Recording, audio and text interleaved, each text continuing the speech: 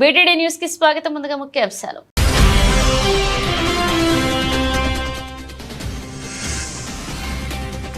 CM Revanth Reddy సమక్షంలో కాంగ్రెస్ లో చేరిన కేకే.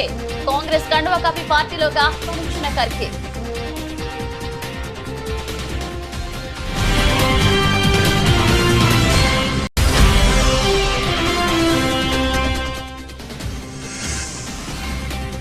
ఏపీకి ప్రత్యేక హోదాపై స్పందించిన కేంద్ర మంత్రి శ్రీనివాస్ వర్మ. హోదాపై నిర్ణయం తీసుకోవాల్సింది ప్రధాని మోదీ అని వెల్లడి.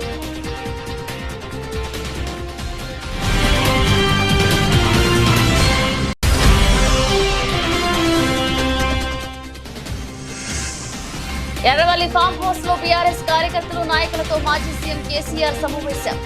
గెలుపోటములకు అతీతంగా తెలంగాణ మనకు అండగా ఉందన్న కేసీఆర్.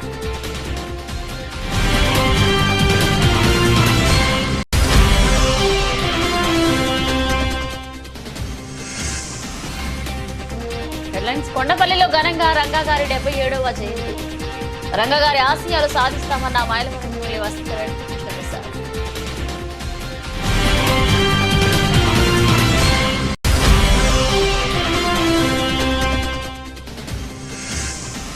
ప్రపంచ కప్ తో స్వదేశం చేరుకున్న రోహిత్ సేన. ఎయిర్పోర్ట్ లో వేల మంది అభిమానుల మధ్య రోహిత్ సేనకు ఘనంగా స్వాగతం.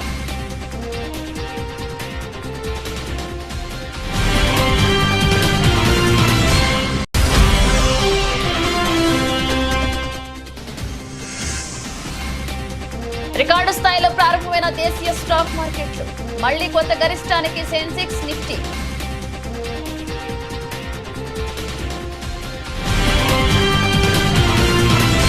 బీఆర్ఎస్ పార్టీకి మరొక షాక్ తగిలింది. రాజ్యసభ సభ్యుడు తెలంగాణకు చెందిన కీలక నేత కె కేశవరావు కాంగ్రెస్ పార్టీలో చేరారు.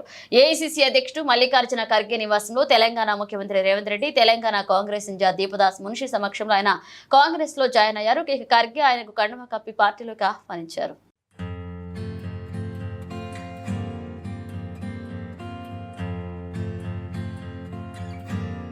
తెలంగాణ కోసం ఉద్యమ సమయంలో ఎన్నో పరిస్థితులు తట్టుకుని నిలబడ్డామని, ఇప్పటి పరిస్థితులు ఒక లెక్క కాదని బీఆర్ఎస్ అధినేత కేసీఆర్ అన్నారు. ఎర్రవెల్ల ఫామ్ హౌస్ లో తనను కలిసేందుకు మహబూబాద్, మేడ్చల్, నల్గొండ జిల్లాల నుండి వచ్చిన కార్యకర్తలు, నాయకులతో కేసీఆర్ సమావేశమయ్యారు. ఈ సందర్భంగా మాట్లాడుతూ తెలంగాణ అస్తిత్వమే ప్రమాదంలో పడిన దిక్కుమోకులేని చివరి దశ ఉద్యమకాలం నుంచి తెలంగాణ రాష్ట్ర సాధన, అటు నుంచి 10 ఏళ్ల ప్రగతి పాలన దాకా తాను కష్టాలను ఎదుర్కొన్నా అన్నారు. ఇక వాటితో పోల్చితే ప్రస్తుత పరిస్థితి పెద్దదేమీ కాదన్నారు ఆయన. ఒకసారి ప్రజా జీవితంలో పబ్లిక్ లైఫ్లో ఉంటామని నిర్ణయించుకున్న తర్వాత ప్రజలు ఏ పాత్ర ఇస్తే ఆ పాత్రలో పనిచేస్తూనే ఉండాలి. అది రాజకీయ నాయకుని యొక్క, రాజకీయ కార్యకర్త యొక్క లక్షణం అయి ఉండాలి. అదే నిజమైన రాజకీయం. లేకపోతే రాజకీయాలకు, ప్రజా జీవితానికి అసలు అర్థం లేదు, లక్ష్యం కూడా లేదు. అది గుడ్డెద్దు చేనులో పడి మేసినట్టుగా ఉంటుంది. ఇది ఒక నిరంతర ప్రక్రియ. ఈ ప్రక్రియను ఒకసారి మనం ఈ జీవితాన్ని ఎంచుకున్న తర్వాత నేను రాజకీయాలలో ఉండాలి, నేను ప్రజా జీవితంలో ఉండాలి అని ఒకసారి అనుకున్న తర్వాత నిరంతరం పనిచేస్తూనే ఉండాలి. మేము అధికారంలో ఉంటేనే లెక్క, మాకు పవర్ ఉంటేనే లెక్క.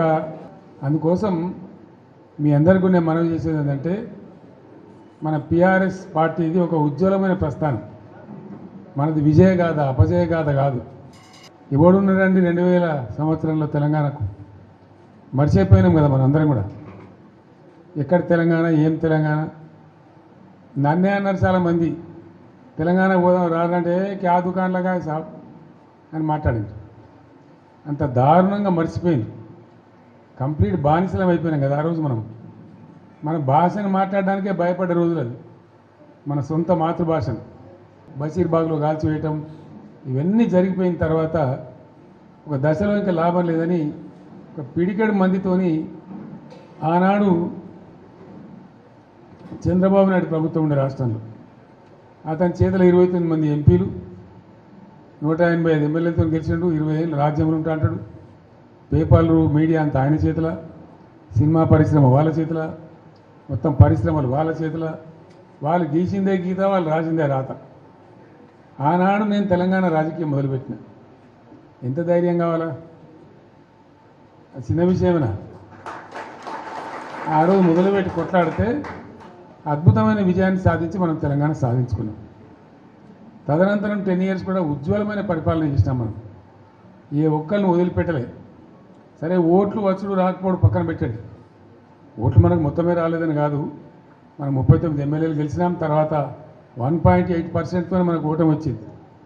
రాజధానిలో భూములు ఇచ్చిన ప్రతి ఒక్కరికి ల్యాండ్ పూలింగ్ లో ఉన్న అందరికీ రిటర్న్ ప్రాఫిటబుల్ ఫ్లాట్స్ ఇస్తా అని చెప్పి అందరికీ హ్యాండ్ ఇచ్చారని, అక్కడ రాజధాని కడతా అని చెప్పిన చంద్రబాబు కనీసం అక్కడ రైతులకు ఫ్లాట్లు కూడా ఇవ్వకపోతే ఆ తప్పు ఎవరిది?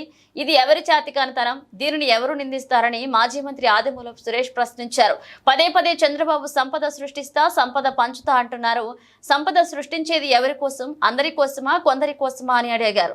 ఇక ఇది అందరి రాజధాని కావాలా లేదా కొందరి రాజధాని కావాలా అనేది ప్రజలందరూ ఒకసారి ఆలోచన చేయాల్సిన అవసరం ఉందన్నారు మాజీ మంత్రి. ఈరోజు ఈ సంపద సృష్టిస్తామని చెప్పి ఏదైతే చెప్తా ఉన్నారో అందరికీ రావాలి ఈ రాజధానిలో. మరి భూములు ఇచ్చినటువంటి ప్రతి ఒక్కరికి, ల్యాండ్ పూలింగ్లో ఉన్నటువంటి ప్రతి ఒక్కరికి కూడా రిటర్నబుల్ ప్లాట్స్ ఏవైతే ఇస్తామన్నారో వాళ్ళు ఇవ్వలేకపోయినారు. అది ఇప్పుడున్నటువంటి ముఖ్యమంత్రి గారు దానికి సమాధానం చెప్పాలి. మరి ఎందుకు ఇవ్వలేకపోయారు? మరి దానికి కావాల్సినటువంటి ఈ మౌలిక వసతులు ఏవైతే ఉన్నాయో, ఈ రోడ్లు కానివ్వండి, వాటర్ సప్లై కానివ్వండి, ఇన్ఫ్రాస్ట్రక్చర్ కానివ్వండి, అవన్నీ కూడా వాళ్ళు డెవలప్ చేయలేకపోయినారు. డెవలప్ చేయకుండా పేపర్ మీద రిజిస్ట్రేషన్ చేయమంటే రైతులు చేసుకోమన్నారు. కాబట్టి రాజధాని కడతానన్నటువంటి మరి ముఖ్యమంత్రి గారు అప్పుడు చివరకు రైతులకు ప్లాట్లు కూడా ఇవ్వకపోతే ఆ తప్పు ఎవరిది? ఇది ఎవరి చేతకంతనం? దీనికి ఎవరిని నిందిస్తారు? ఈరోజు మేము ఒకటే చెప్పదలుచుకున్నాం, ఒకటే ఈరోజు ప్రజల దృష్టికి తీసుకురావాల్సుకున్నాం. ఈ జూన్ 2014 1 నుండి 2014 డిసెంబర్ వరకు రాష్ట్ర విభజన తర్వాత కొత్త ప్రభుత్వం, తెలుగుదేశం పార్టీ ప్రభుత్వం ఏర్పాటు చేసిన తర్వాత రాజధాని ప్రకటన జరిగేంత వరకు ప్రభుత్వ అధికార సమాచారాన్ని వాడుకొని అమరావతి ప్రాంతంలో పెద్ద ఎత్తున ఉంది. కాబట్టి ఇవి ఇంకా పేర్లకు పోను, పేర్ల దగ్గర కూడా అన్నీ ఉన్నాయి. దాని మీద ఒక ఇన్వెస్టిగేషన్ నడుస్తూ ఉంది. మరి అవన్నీ నిజమా కాదా, అవి నిజంగా కొన్నారా లేదా, అవి వాళ్ళ పేరు మీద ఉన్నాయా లేదా అనేది మరి ఈ యొక్క శ్వేతపత్రంలో అవన్నీ చెప్పింటే బాగుండేది. హుస్నాబాద్ లోని అంబేద్కర్ చౌరస్తాలో తెలంగాణ సాయుధ రైతాంగ పోరాట తొలి అమరుడు దొడ్డి కొమరయ్య 78వ వర్ధంతి కార్యక్రమంలో రాష్ట్ర రోడ్లు రవాణా శాఖ, బీసీ సంక్షేమ శాఖ మంత్రి పొన్నం ప్రభాకర్ పాల్గొన్నారు. దొడ్డి కొమరయ్య చిత్రపటానికి పూలమాలలు వేసి నివాళులర్పించారు. ఈ సందర్భంగా వారు మాట్లాడుతూ భూమి కోసం, భుక్తి కోసం, వెట్టి చాకరి విముక్తి కోసం పోరాడి తెలంగాణ ప్రజల తెగువను అలాగే పోరాట స్ఫూర్తిని ప్రపంచానికి చాటిన నిప్పు కణిక దొడ్డి కొమరయ్య అన్నారు. రాష్ట్ర ప్రభుత్వం ఘనంగా దొడ్డి కొమరయ్య వర్ధంతి వేడుకలు జరుపుతున్నది. హైదరాబాద్ తో పాటు అన్ని జిల్లాల్లో ఆయన వర్ధంతి కార్యక్రమాలు జరుగుతున్నాయని తెలిపారు. ప్రజలందరం కలిసి వారి ఘనంగా నివాళులర్పిస్తూ ఉన్నాం. భూమి కోసం, భుక్తి కోసం, విముక్తి కోసం జరిపిన పోరాటంలో తిరుగుబాటు చేసి ప్రజాస్వామ్యాన్ని లేదా స్వేచ్ఛను కోరుకొని తన ప్రాణాలు సైతం అర్పించినటువంటి దొడ్డి కొమరయ్య గారిని సమాజంలో ఉన్న రుగ్మతలు తొలగించడానికి పోరాడాల్సిన యువత ఆదర్శంగా తీసుకోవాలని కోరుతా ఉన్నాను. ఈరోజు ఒక సమాజ సేవ కొరకు, సమాజంలో ఉన్నటువంటి రుగ్మతలను తొలగించడానికి, సమాజంలో మార్పు తేవడానికి పోరాటం జరిపిన యోధులలో దొడ్డి కొమరయ్య గారిని ఎవరు కూడా బలైన వర్గాలకు సంబంధించిన నేతగా మర్చిపోయేటువంటి పరిస్థితి లేదు.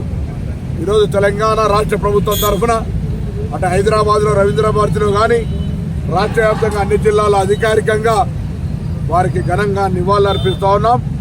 రాష్ట్ర బలహీన వర్గాల శాఖ పక్షాన మరొకసారి హుస్నాబాద్ నియోజకవర్గ ప్రజలు, ఈ ప్రాంతం అంతా కూడా పోరాట గడ్డ, పోరాటాలకు పురుటినిల్లు, ఇటువంటి గడ్డ మీద నుంచి మరొకసారి వారికి నివాళులర్పిస్తూ వారికి శ్రద్ధాంజలి ఘటిస్తూ ఉన్నాం.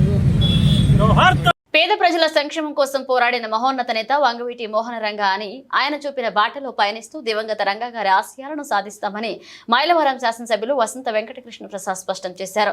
కొండపల్లి మున్సిపాలిటీలో దివంగత నేత వంగవీటి మోహన రంగ 77వ జయంతిని గురువారం ఘనంగా జరుపుకున్నారు. మైలవరం శాసనసభ్యులు వసంత కృష్ణ ప్రసాద్ తో పాటు వంగవీటి రంగ గారి తనయులు, టీడీపీ నాయకులు వంగవీటి రాధాకృష్ణ బి కాలనీలోని వంగవీటి మోహన రంగ విగ్రహానికి పూలమాలలు వేసి ఘనంగా నివాళులర్పించారు. దివంగత నేత రాజీవ్ గాంధీ విగ్రహానికి, ప్రముఖ నాయకులు మహామేధావి కేఎల్ రావు విగ్రహానికి కూడా పూలమాలలు వేసి నివాళులర్పించారు.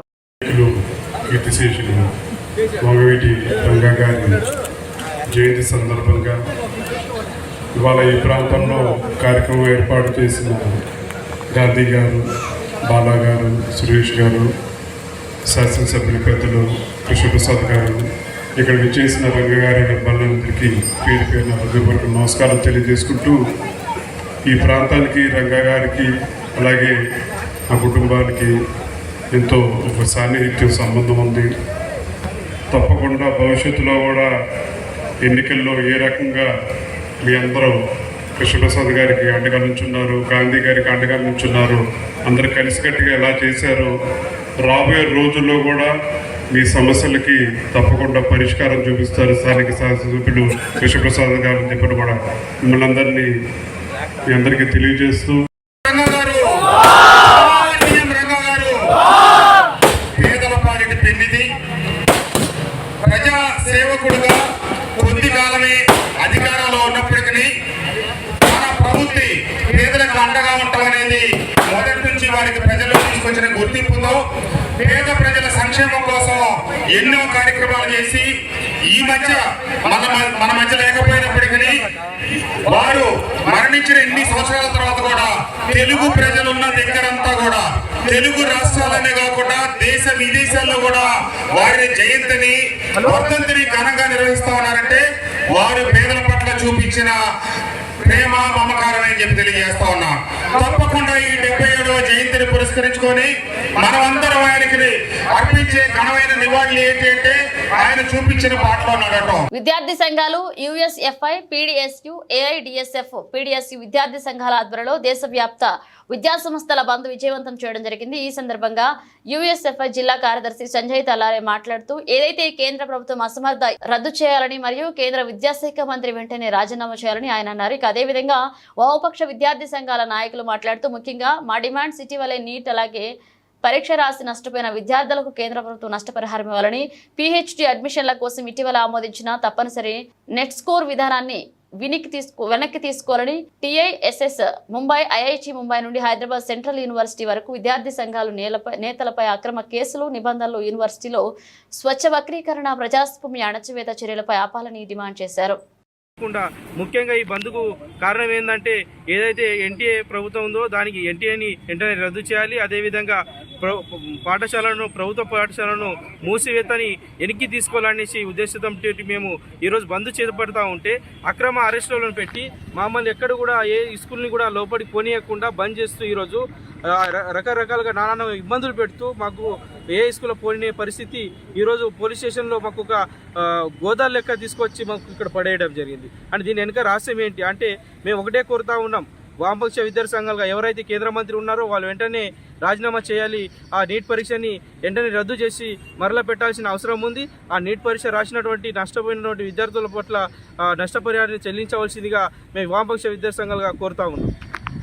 మాజీ సీఎం కొణిజేటి రోసయ్య, వంగవీటి మోహనరంగ జయంతి వేడుకలను వినుకొండ పట్టణంలోని టీడీపీ కార్యాలయంలో గురువారం ఘనంగా జరుపుకున్నారు.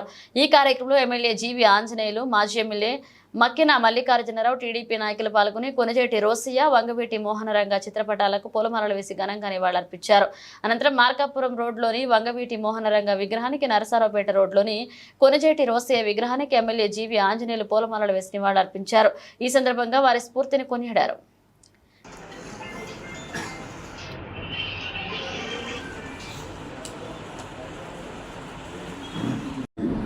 ఆఫీసులో ఈ రోజున ముగ్గురు మహానుభావుల జయంతి వేడుకల్ని నిర్వహించుకుంటూ ఉన్నాం.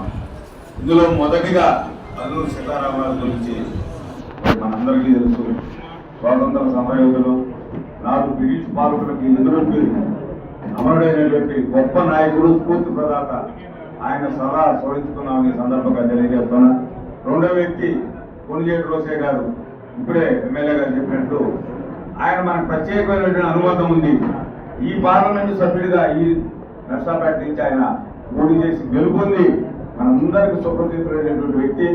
14 సార్లు ఆర్థిక మంత్రిగా ఈ ఉమ్మడి రాష్ట్రంలో మరి ఆయన ఆర్థిక శాఖ మంత్రిగా పనిచేసి, ముఖ్యమంత్రిగా, గవర్నర్గా పనిచేసినటువంటి అపార అనుభవం ఉన్నటువంటి గొప్ప నాయకుడు రోసయ్య గారు. అదేవిధంగా రంగా గారు నిత్యం ప్రజల కోసం, పేద ప్రజల కోసం అలుపెరగని పోరాటం చేసినటువంటి గొప్ప నాయకుడు రంగా గారు. ఈ ముగ్గురు కూడా ఆదర్శంగా తీసుకొని ముందుకు పోవాలని సందర్భంగా తెలియజేస్తూ, మన ముఖ్యమంత్రి చంద్రబాబు నాయుడు గారు తప్పనిసరిగా అన్ని కార్యక్రమాలు అనుకున్న విధంగా ముందుకు తీసుకుంటున్నటువంటి చంద్రబాబు నాయుడు గారిని నాయకత్వాన్ని బలపరుస్తూ స్వతంత్రం మా జన్మ హక్కుని ఆ రోజు అల్లూరి సీతారామరాజు గారు ఆ బ్రిటిష్ వారి మీద పోరాడి ప్రాణాలు అర్పించారు. వారు ఆ రోజు స్వతంత్రం కోసం పోరాడినటువంటి పోరాటం అనేక మంది అల్లూరి సీతారామరాజు గారు లాంటి వారి త్యాగ ఫలితమే తర్వాత మనకి స్వతంత్రం రావడం జరిగింది. ఈరోజు స్వతంత్రం వచ్చింది, ఈరోజు దేశం అభివృద్ధి చెందింది, కొంతవరకు అభివృద్ధి చెందింది అంటే దానికి కారణం ఆ రోజు అల్లూరి సీతారామరాజు లాంటి మహానుభావులు ఎంతో మంది పోరాటం చేశారు మన స్వతంత్రం కోసం. ఈ సందర్భంగా అల్లూరి సీతారామరాజు గారు మన తెలుగు గడ్డ మీద వారు పోరాటం చేసి స్వతంత్రం కోసం పోరాటం చేసి ప్రాణాలు అర్పించారు.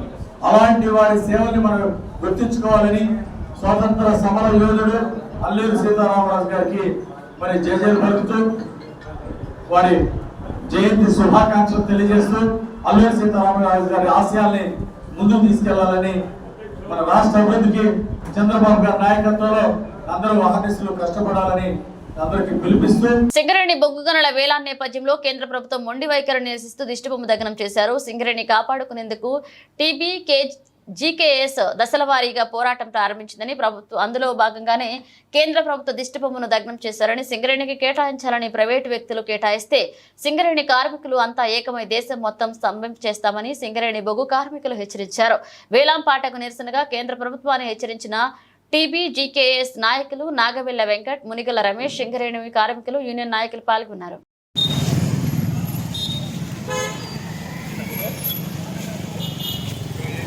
తెలంగాణ రాష్ట్రంలో గత 10 సంవత్సరాలు కేసీఆర్ పరిపాలించినప్పుడు మరి కేంద్ర ప్రభుత్వం కూడా వేలం పాటలు తెలంగాణ బొగ్గు కార్మిక సంఘం ఆధ్వర్యంలో వేలం పాటలు పెడితే తీవ్రంగా వ్యతిరేకించి ఉద్యమాలు చేశాము. దాని ఫలితంగానే కేంద్ర ప్రభుత్వం తోకముడిచి మరి బొగ్గు గనుల ప్రైవేటీకరణ చేసేందుకు మరి ఆ రోజు మరి వెనకకెళ్ళింది. అట్లాగే ఇప్పుడు కూడా కేంద్ర ప్రభుత్వంలో మోదీ సర్కారు వచ్చినప్పటికీ వాళ్ళు తెలంగాణ బొగ్గు గనులను ఏదైతే ప్రైవేటీకరణ చేసి మరి దీన్ని నిర్వీర్యం చేయాలని చూస్తున్నారో మరి కేసీఆర్ గారి ఆధ్వర్యంలో మరి తెలంగాణ బొగ్గు గనుల కార్మిక సంఘం మిర్యాల రాజిరెడ్డి గారి ఆధ్వర్యంలో మేము ఎదుర్కొని ఈ సింగరేణిని కాపాడుకుంటాం. ఖచ్చితంగా ఈ సింగరేణి బొగ్గు గనుల ప్రైవేటీకరణ కాకుండా పోరాడతామని తెలంగాణ బొగ్గు గనుల కార్మిక సంఘం తరఫున మేమందరం కూడా ఉద్యమాలు చేస్తామని ముందుకు వెళ్తున్నాం. నట సార్వభౌమ విశ్వనట చక్రవర్తి ఎస్పీ రంగారావు 106వ జయంతి వేడుకలు పంతం Satyanarayana charitable trust, SPR cultural association, నగర చిరంజీవి యువత నాయకుడు కొత్త రాజా ఆధ్వర్యంలో ట్రస్ట్ చైర్మన్ పంతం కొండలరావు, లలితానగర్ ఫ్రెండ్ సర్కిల్, పంతం సత్యనారాయణ చారిటబుల్ ట్రస్ట్ ముఖ్యదాత నామన వాసు నేతృత్వంలో బుధవారం రాజమహేంద్రవరం గోదావరి గట్టున ఉన్న ఎస్పీ రంగారావు కాంస్య విగ్రహం వద్ద ఘనంగా జరిగాయి. ఈ సందర్భంగా పార్టీలు, కుల మతాలకు అతీతంగా నగర ప్రముఖులు, ఎస్పీఆర్ అభిమానులు, చిరంజీవి అభిమానులు పెద్ద సంఖ్యలో పాల్గొని ఎస్పీఆర్ విగ్రహానికి పూలమాలలు వేసి ఘనంగా నివాళులర్పించారు. తెలుగు చిత్రసీమ ఉన్నత కాలం ఎస్పీఆర్ కీర్తి అజరామరంగా నిలుస్తుందని వ్యక్తులు కొనియాడారు. ఈ కార్యక్రమంలో ముఖ్య అతిథిగా పాల్గొన్నారు రాష్ట్ర పర్యాటక శాఖ, సినిమాటోగ్రఫీ, సాంస్కృతిక శాఖ మంత్రి కందుల దుర్గేష్. ఎస్పీఆర్ విగ్రహానికి పుష్పాంజలి ఘటించారు. ఈ సందర్భంగా జరిగిన సభలో ఆయన మాట్లాడుతూ ఎస్పీఆర్ ను అంతా అభిమానిస్తారని, కానీ పార్టీలకు అతీతంగా ఆయన జయంతిని ఘనంగా నిర్వహించాలన్న ఆలోచనను ఆచరణలోకి తీసుకువచ్చి గత 19 ఏళ్లుగా ఈ కార్యక్రమాన్ని నిర్వహిస్తున్న పంతం కొండలరావును అభినందించారు. ఆయన గొప్పతనాన్ని మాట్లాడుకోవడం మాత్రమే కాకుండా అదేవిధంగా రాజమండ్రి పరిసర ప్రాంతాలు షూటింగ్లకు అద్భుతంగా ఉంటాయి.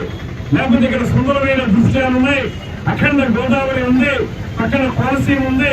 ఇలాంటి మాటలు చెప్పుకోవడం వరకు మాత్రమే కాకుండా ఆంధ్రప్రదేశ్ లో కూడా సినిమా రంగాన్ని అభివృద్ధి చేయాలనేటువంటి ఆలోచనతో కేవలం తెలంగాణకే పరిమితమైనటువంటి స్టూడియోల నిర్మాణం విషయంలో రాజమండ్రిలో కూడా ఒక స్టూడియోని ఏర్పరిచేటువంటి కార్యక్రమాన్ని కూడా మనందరం చేపట్టాల్సిన బాధ్యత ఉంది.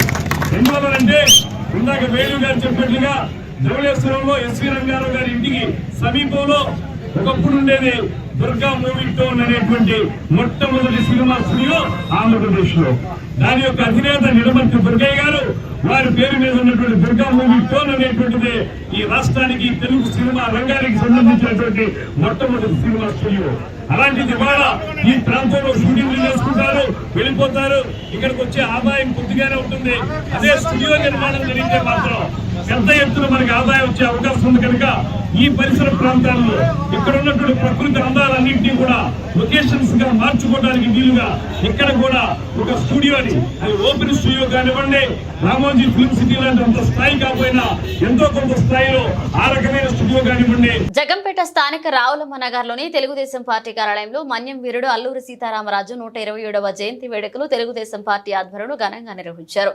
ఈ కార్యక్రమానికి జగంపేట ఎమ్మెల్యే జ్యోతుల నెహ్రూ ముఖ్య అతిథిగా హాజరై అల్లూరికి నివాళులర్పించారు. ఈ సందర్భంగా జ్యోతుల నెహ్రూ మాట్లాడుతూ ఈ రోజు చరిత్రలో సువర్ణ అక్షరాలతో లిఖించి దగ్గర రోజని మన్యం వీరుడు అల్లూరి సీతారామరాజు 127వ జయంతి వేడుకలు నిర్వహించుకుంటున్నామని, ఈ ప్రాంతంలో జీవించిన వ్యక్తి అల్లూరి అని, రవి అస్తమించిన సామ్రాజ్యాన్ని గడగడలాడించిన వ్యక్తి అని, స్వేచ్ఛ స్వాతంత్రం అంటే ఏంటో తెలియని అమాయక గిరిజనులతో ఎంతో శక్తివంతమైన బ్రిటిష్ వారితో పోరాడిన వ్యక్తి అని, దేశం కోసం ప్రాణాలు అర్పించిన ఆయనకు మనందరం ఈ రోజు నివాళులు అర్పించుకోవాలన్నారు. ఈ కార్యక్రమంలో భారతదేశ చరిత్రలోనే సువర్ణాక్షరాలతో లిఖించేటటువంటి రోజు,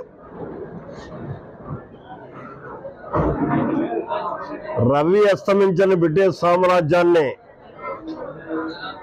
స్వేచ్ఛా వాయువుల కోసం గడగడలాడించినటువంటి మన మన్యం వీరుడు అల్లూరి సీతారామరాజు పుట్టినరోజు.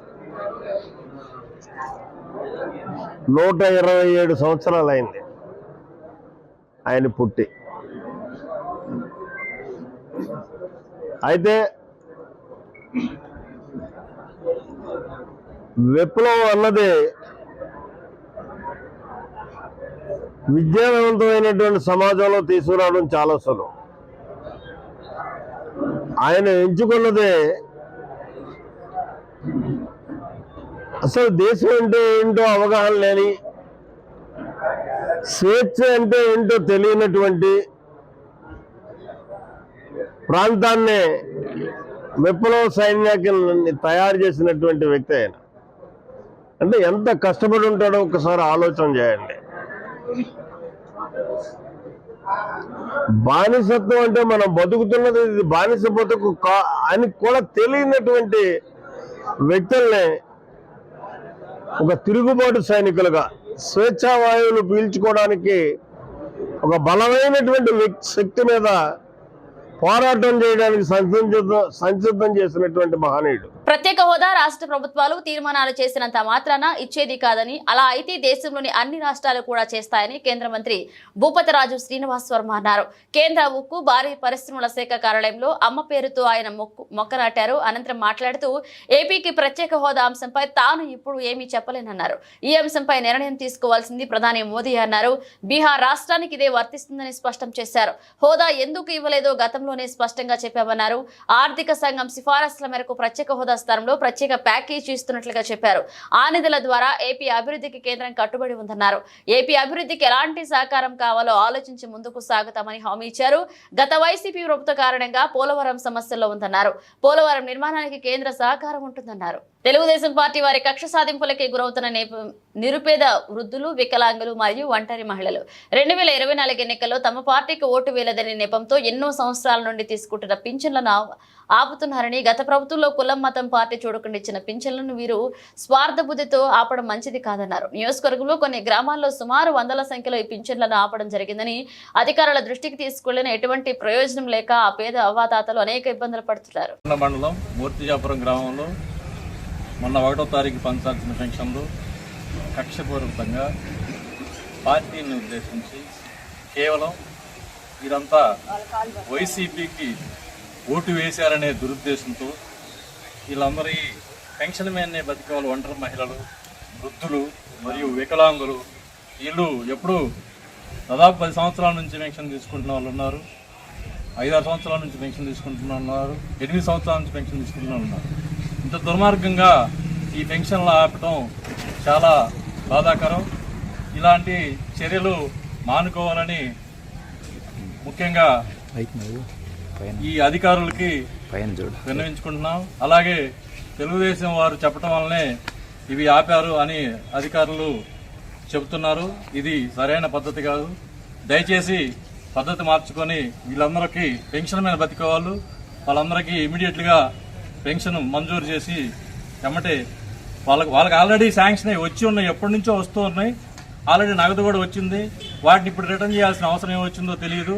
ఇంత దుర్మార్గమైన చర్యలు మంచిది కాదని తెలియజేసుకుంటూ 13 ఏళ్ల తర్వాత మళ్లీ ఐసీసీ ట్రోఫీ గెలవడంతో టీమిండియా ఆటగాళ్ల ఆనందానికి అవధులేవు. T20 ప్రపంచ కప్ ఫైనల్ ముగిసిన తర్వాత మైదానంలో ఓ రేంజ్ లో సెలబ్రేషన్స్ చేసుకున్నారు. ఇక బెరిల్ తుఫాను కారణంగా గత శనివారం నుంచి బార్బాడోస్లోని చిక్కుకుపోయిన భారత జట్టు ఎట్టకేలకు స్వదేశానికి చేరుకుంది.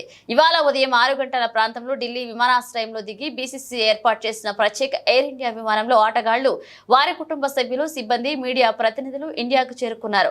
ఎయిర్పోర్ట్ లో ఆటగాళ్లకు అభిమానులు ఘనంగా స్వాగతం పలికారు. అయితే విమానంలో టీమిండియా ప్లేయర్లు చేసిన సెలబ్రేషన్స్ తాలూకు వీడియో ఒకటి ఇప్పుడు నెట్టింట వైరల్ అవుతుంది. ఈ వీడియోను బీసీసీఐ తన అధికారిక ఎక్స్ ట్విట్టర్ ఖాతా ద్వారా అభిమానులతో పంచుకుంది. Captain Rohit Sharma funny expressions తో వీడియోను మొదలైంది. ఇక విమానంలో రోహిత్ చేష్టలు చాలా ఫన్నీగా ఉన్నాయి. ఆ తర్వాత ట్రోఫీతో విరాట్ కోహ్లీ, జస్ప్రీత్ బుమ్రా, అలాగే రిషబ్ పంత్, హర్షదీప్ సింగ్, అలాగే అక్షర్ పటేల్, సూర్యకుమార్ దంపతులు కనిపించారు. ఇక ఇప్పుడు ఈ వీడియో సోషల్ మీడియాలో వైరల్ అవుతుంది. T20 ప్రపంచ కప్ గెలిచిన యావత్ భారతదేశాన్ని గర్వంతో ఉప్పొంగేలా చేసిన టీమిండియా సుదీర్ఘ కాల తర్వాత స్వదేశానికి తిరిగి వచ్చింది. బార్బాడాస్ నుంచి టీమిండియా సభ్యులతో బయలుదేరిన ఎయిర్ ఇండియా విమానం ఈ ఉదయం సుమారు 6 గంటలకు ప్రపంచ కప్ విజేతలతో న్యూఢిల్లీలోని ఇందిరాగాంధీ అంతర్జాతీయ విమానాశ్రయంలో దిగింది. అనంతరం టీమిండియా కెప్టెన్ రోహిత్ శర్మ ప్రపంచ కప్ చేతపట్టుకుని ముందు నడవగా టీమిండియా సభ్యులు ఎయిర్పోర్ట్ బయటకు వచ్చారు. ఆ దృశ్యం చూసిన క్రికెట్ అభిమానుల్లో హర్షాతిరేకలు వెలువచ్చాయి. గత శనివారం ప్రపంచ కప్ గెలిచినప్పటికీ బెరిల్ తుఫాను కారణంగా టీమిండియా ప్రయాణం కొన్ని రోజుల పాటు వాయిదా పడిన విషయం తెలిసిందే. మరొక వైపు టీమిండియాకు ఘన స్వాగతం పలికేందుకు అభిమానులు విమానాశ్రయానికి పోటెత్తారు. వేల మంది అభిమానులు, మీడియా ప్రతినిధులతో ఆ ప్రాంతమంతా కిక్కిరిసిపోయింది. టీం సభ్యులకు ఐటీసీ మౌర్యాలో బస ఏర్పాటు చేశారు. దీంతో టీమిండియా బస్సులో హోటల్కు బయలుదేరింది.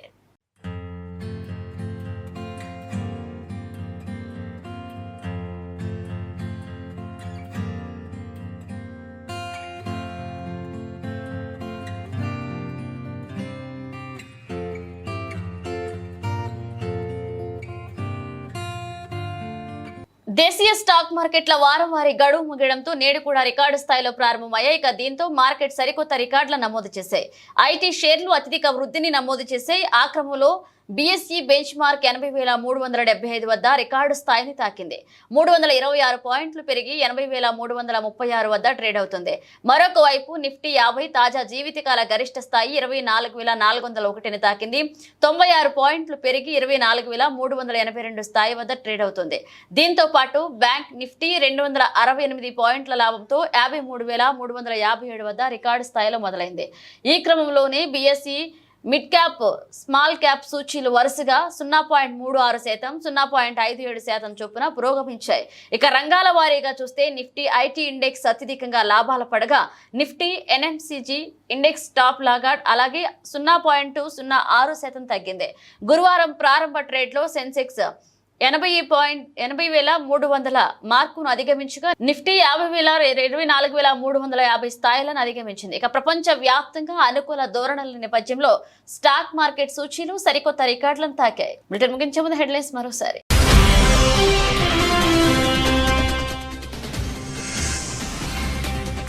సీఎం రేవంత్ రెడ్డి సమక్షంలో కాంగ్రెస్ లో చేరిన కేకే, కాంగ్రెస్ కండువా కప్పి పార్టీలోకి ఆహ్వానించిన ఖర్గే.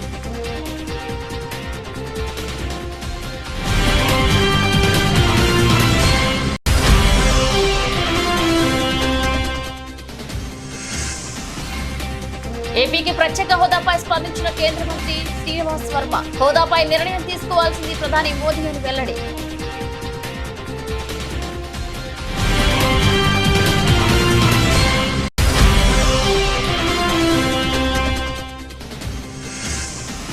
ఎర్రవల్లి ఫామ్ హౌస్ లో బీఆర్ఎస్ కార్యకర్తలు, నాయకులతో మాజీ సీఎం కేసీఆర్ సమావేశం. గెలుపోటములకు అతీతంగా తెలంగాణ మనకు అండగా ఉందన్న కేసీఆర్.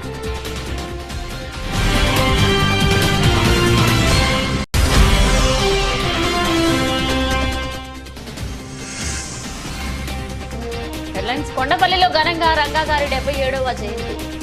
రంగగారి ఆశయాలు సాధిస్తామన్న మైలవరం ఎమ్మెల్యే వసంతరెడ్డి కృష్ణప్రసాద్.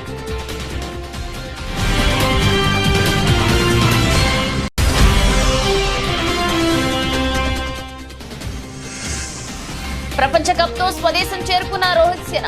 ఎయిర్పోర్ట్ లో వేల మంది అభిమానుల మధ్య రోహిత్ సేనకు ఘనంగా స్వాగతం.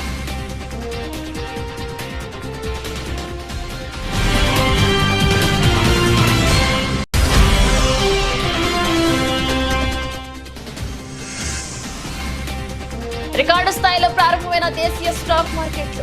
మళ్లీ కొత్త గరిష్టానికి సెన్సెక్స్, నిఫ్టీ.